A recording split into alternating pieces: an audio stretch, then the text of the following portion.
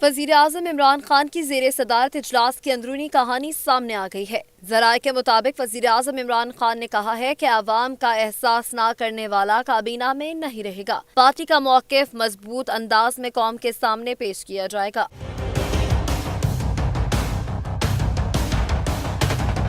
वज़ीर आज़म ने मुशीर सेहत को हिदायत की कि सेहत के शोबे में हंगामी बुनियादों पर काम किया जाएगा, जबकि इजलास के दौरान वफाकी और सूबाई वज़रा की कारकर्दगी की मॉनिटरिंग की जा रही है। पेट्रोलियम की वजारत आर्जी तौर पर उमर अयूब को देने का फैसला किया गया है।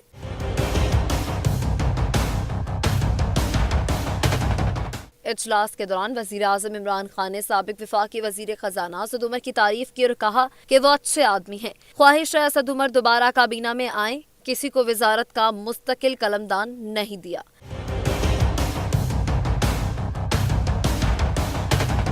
इजलास के दौरान काबीना में रद्दोबदल से मुतासरा वज़रा गैर हाजिर रहे।